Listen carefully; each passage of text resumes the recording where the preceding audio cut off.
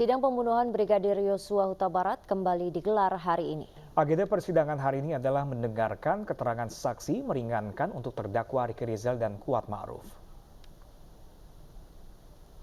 Tim kuasa hukum Ricky Rizal hari ini rencananya akan menghadirkan ahli psikologi forensik dari Universitas Indonesia.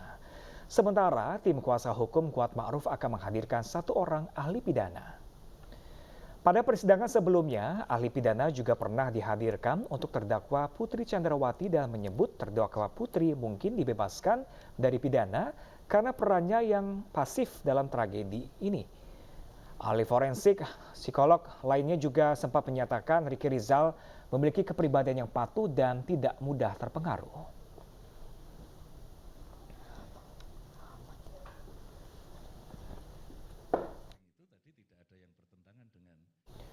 Dan pemirsa, untuk mengetahui jalannya sidang kasus pembunuhan Brigadir Yosua, sudah bergabung bersama kami rekan Bayu Pradana langsung dari PN Jaksel.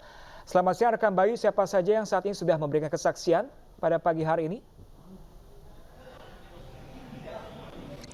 Ya, Pram dan juga Ratu Nabila, memang ini menjadi pekan pertama dari 2023 usai kasus dari pembunuhan berencana Brigadir Yosua Huta Barat ini terus bergulir sejak 2022 pertengahan 2022 lalu, dan tentunya ini adalah episode terbaru lagi dari pembunuhan Brigadir Yosua, dan hari ini kembali dihadirkan yaitu adalah ahli yang meringankan untuk diperiksa pada hari ini.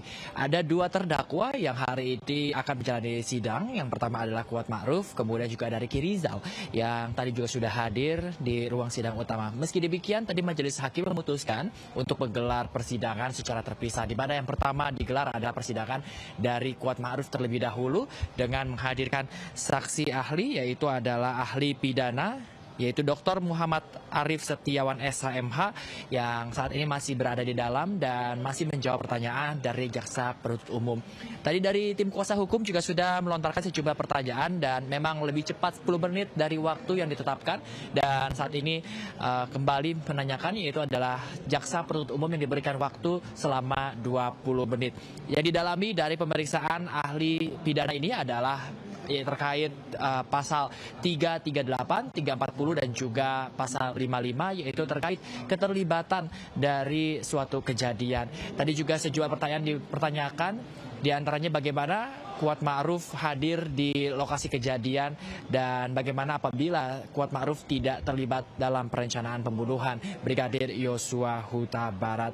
Memang tadi juga sempat menyatakan Dr. Muhammad Arif Setiawan selaku ahli pidana dari Universitas Indonesia juga ini menyatakan apabila memang Kuat Ma'ruf tidak terbukti dalam merencanakan pembunuhan dan hanya kebetulan berada di lokasi kejadian saja, maka kemungkinan Kuat Ma'ruf bisa dibebaskan dari pidana nantinya.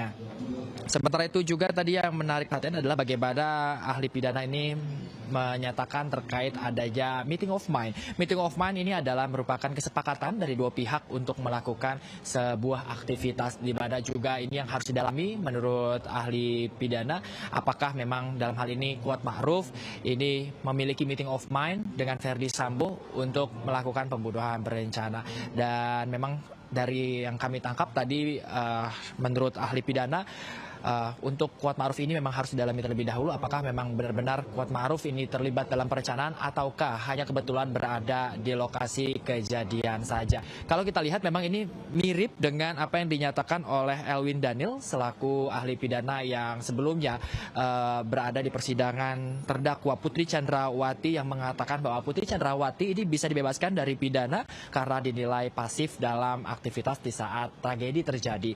Dan selain Kuat Ma'ruf juga nantinya akan digelar persidangan dari Ricky Rizal yang dimana nantinya akan dihadirkan psikolog Nathanael E. Johannes yang merupakan ahli psikologi forensik untuk Ricky Rizal, dan memang kita masih akan tunggu untuk digelarnya sidang Ricky Rizal yang nantinya akan digelar. Pram dan Ratu Nabila. Atas laporan Anda, Bayu. Ya, pemirsa, seorang ibu hamil yang hendak melahirkan ditandu melewati jembatan putus. Selengkapnya sesaat lagi pemirsa, jangan kemana-mana, tetaplah bersama kami di Siang.